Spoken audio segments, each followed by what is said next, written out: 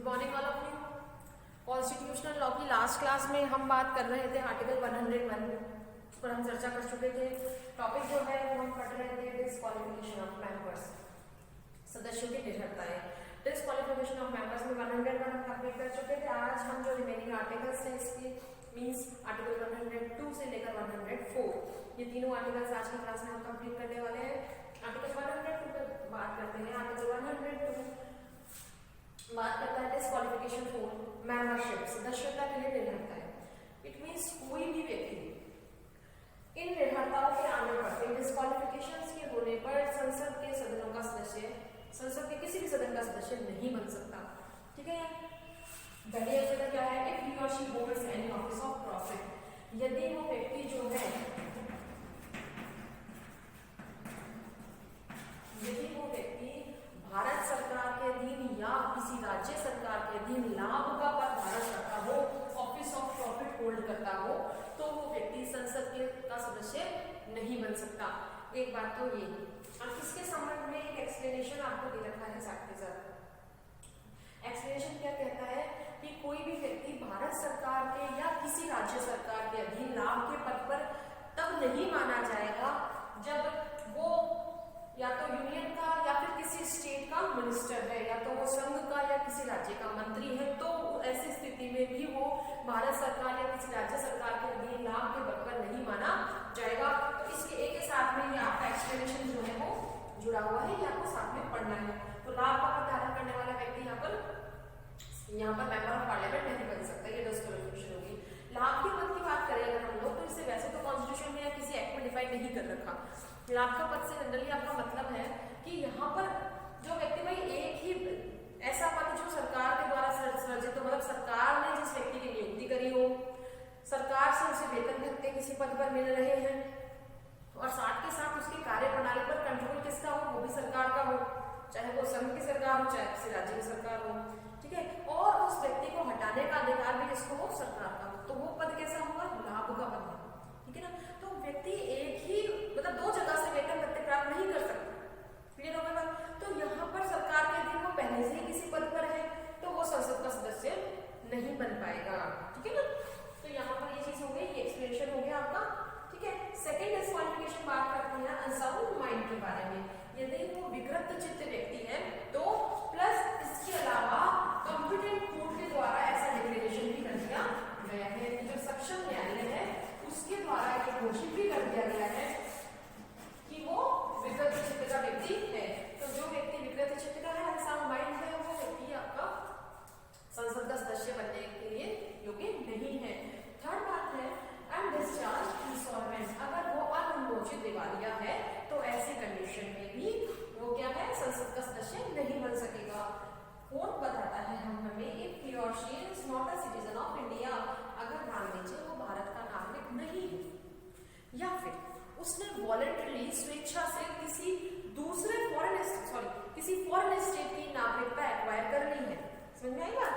क्या कि अगर वो सिटीजन ऑफ इंडिया नहीं है या फिर उसने किसी फॉरेन स्टेट की नागरिकता को वॉलंटरली एक्वायर कर लिया है, तो ऐसी कंडीशन में भी वो संसद का सदस्य नहीं बन सकेगा। और या फिर इसने एक और चीज दे रखी, या वो किसी अन्य राज्य के प्रति एक्नॉलेजमेंट ऑफ एलिगेंस और address to a foreign state, ये कहता है या फिर वो किसी विदेशी राज्य के प्रति अपनी निष्ठा और आसक्त है, मतलब इस बात को स्वीकार करता हुआ, एक्नॉलेज करता हुआ, भी स्वीकृति देता है इस बात की कि वो दूसरे किसी विदेशी राज्य के प्रति आसक्ति या निष्ठा रखता है, तो इन कंडीशंस में भी वो संसद का सदस्य बनने के योग्य नहीं होगा। Next, disqualified under any law of parliament, संसद के किसी संसद द्वारा बनाए गए किसी कानून के तहत अगर उसे डिस्क्वालिफाइड डिक्लेयर कर दिया गया है तो फिर वो यहाँ पर भी योग्य नहीं होगा। अगर संसद द्वारा बनाए गए किसी भी अधिनियम में यदि कहा गया है कि ये व्यक्ति ऐसा व्यक्ति जिसमें ये डिस्क्वालिफिकेशन आ जाएगी, ये योग्यता आ जाए, तो वो व्यक्ति संसद का सदस्य नहीं होगा। ठीक है ना, तो यहाँ पर तो इस तरह से डिस्क्वालिफिकेशन आपको दे रखी है। नेक्स्ट जो इसी को फर्स्ट क्लोज जो डिवाइड है आपका ए से लेकर ई पार्ट में, साथ में आपका एक्सप्लेनेशन जो ऑफिस ऑफ प्रॉफिट से जुड़ा हुआ है, फिर बात इस पद से जुड़ा हुआ है। फिर बात करते हैं सेकंड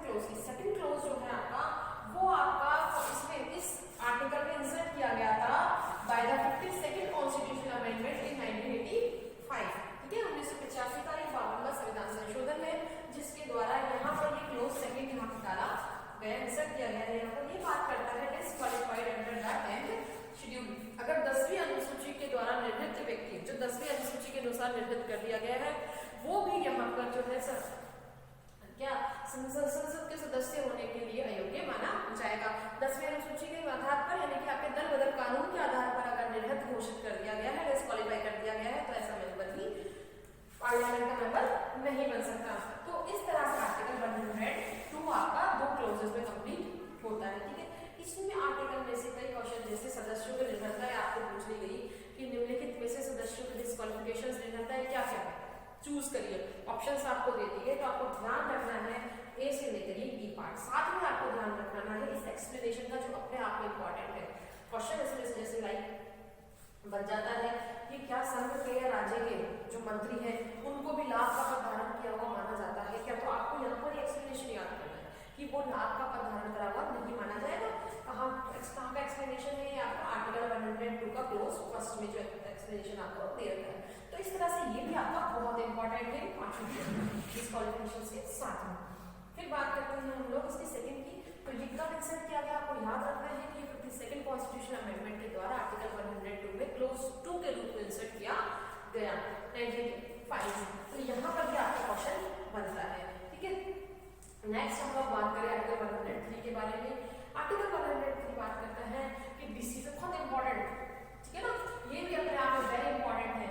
ये बात करता है decision on questions as to disqualifications of members, मतलब सदस्यों की निर्भरताओं के बारे में जो प्रश्न है उनका आधार उनका डिसीजन कौन लेगा, किसको रेफर किए जाएंगे वो प्रश्न। अगर भाई आर्टिकल 102 में को लेकर ये कहा जाए, मान लीजिए कि कोई व्यक्ति है जिसमें ये डिस्क्वालिफिकेशन है या नहीं, ये क्वेश्चन अराइज होता है, तो इस क्वेश्चन को किसको रेफर किया जाएगा? क्या सुप्रीम कोर्ट को, क्या सुप्रीम कोर्ट को, क्या हाई कोर्ट को, किसी राज्य के हाई कोर्ट को, या फिर राष्ट्रपति को, या किसी अन्य को, लोकसभा के अध्यक्ष को, किसको करोगे? ठीक है ना, तो इसका आंसर हमें कौन बताता है? आर्टिकल 103। तो ध्यान रखिए सदस्यों की निर्भरताओं से संबंधित कौन सी निर्भरता है जो आर्टिकल 102 में दे रखी है। इससे संबंधित कोई प्रश्न कि कोई व्यक्ति उस डिस्क्वालिफिकेशन से, उस निर्भरता से ग्रसित है या नहीं, इसके बारे में जितने भी क्वेश्चंस होंगे वो किसको रेफर किए जाएंगे, किसको निर्देशित किए जाएंगे? प्रेसिडेंट को। और ध्यान रखिए प्रेसिडेंट इन प्रश्नों का निश्चय करने से पहले इलेक्शन कमीशन की राय लेगा, निर्वाचन आयोग की राय लेगा और उस राय के अनुसार भी कार्य करेगा। ठीक है, तो प्रेसिडेंट के पास रेफर किए जाएंगे ऐसे सभी क्वेश्चंस जो आर्टिकल 102 में डिस्क्वालिफिकेशन से रिलेटेड है। देन उसके बाद प्रेसिडेंट जो है इलेक्शन कमीशन की ओपिनियन देगा और प्रेसिडेंट जो भी कार्य डिसीजन लेंगे वो डिसीजन कैसे लेगा? इलेक्शन कमीशन के ओपिनियन के अकॉर्डिंग वो डिसीजन लेगा, जो भी राय होगी राय को सुनने के बाद में वो डिसीजन लेगा। क्लियर हुई बात? तो इस तरह से आर्टिकल 103 भी आपका बहुत इंपॉर्टेंट है। इसमें से भी आपके क्वेश्चन बनते हैं कि जैसे सदस्यों की निर्भरताओं के संबंध में प्रश्न किसको निर्देशित किए जाते हैं, तो आंसर क्या होगा? हमारा राष्ट्र। दूसरा क्वेश्चन इसमें से ये बनता है कि सदस्यों के डिस्क्वालिफिकेशंस के बारे में, ठीक है, निर्णय लेने से पहले राष्ट्रपति को क्या किसी की राय लेनी पड़ती है? यदि हाँ, तो किसकी राय लेनी पड़ती है? सीजीआई की राय लेनी पड़ती है, या फिर सुप्रीम कोर्ट के किसी वरिष्ठ न्यायाधीश की राय लेनी पड़ती है, या इलेक्शन कमीशन की राय लेनी पड़ती है, या लोकसभा अध्यक्ष की राय लेनी पड़ती है? ये 4 ऑप्शन अगर आपको एग्जाम में दे दिए जाए, ठीक है, तो आप किस पर टिक करेंगे? आपको टिक करना है इलेक्शन कमीशन पर, इलेक्शन कमीशन ऑफ इंडिया। ठीक है, तो ये निर्वाचन आयोग पर आपका सही उत्तर यहाँ पर होगा। फिर बात करते हैं आर्टिकल 104 के बारे में। आर्टिकल 104 बात करता है पेनल्टी के बारे में, शास्ति के संबंध में। प्रीवियस लेक्चर में मैंने आपको 104 के संबंध में बताया भी था जब हम पढ़ रहे थे, ठीक है ना, तो वहां पे मैंने आपको कहा था। यहाँ पर भी देखिए 104 बात करता है, एक तो हमने पढ़ा आर्टिकल 99 जब हमने पढ़ा था ओथ और अफर्मेशन बाय द मेंबर्स पढ़ा था।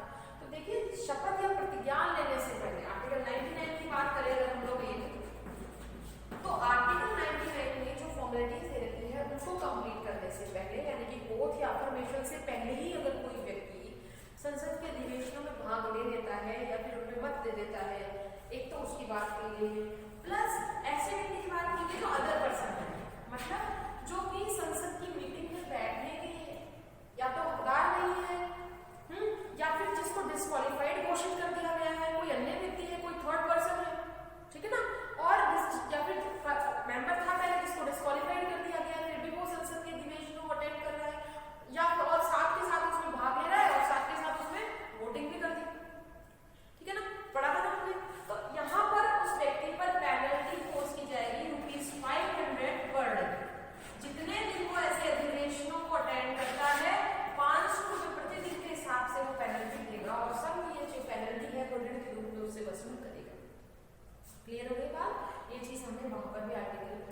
लास्ट टाइम में मैंने आपको बताई थी आर्टिकल 100 में जब हम चर्चा कर रहे थे, ठीक है ना, तो वहां पर भी आपको बताई गई थी ये वही पैनल के बारे में। और संसद के साथ के साथ आर्टिकल 100 में ये भी पढ़कर आए हैं कि बाद में प्रोसीडिंग्स के बाद में अगर पता चलता है किसी ऐसे व्यक्ति का जो संसद का मेंबर नहीं है या डिस्क्वालीफाइड है फिर भी अटेंड कर रहा है, तो संसद की प्रोसीडिंग्स पर कोई फर्क नहीं पड़ेगा, वो वैलिड होगी, ठीक है। इस पर भी हम चर्चा कर चुके थे, ठीक है। तो आज हमने हमारे इसको पार्ट को कंप्लीट करा है जो बात कर रहा है आपकी डिस्क्वालिफिकेशन ऑफ मेंबर्स के बारे में।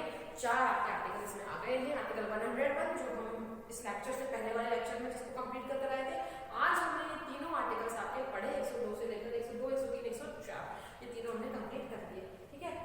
आज के लिए इतना ही। अगले लेक्चर में मिलते हैं।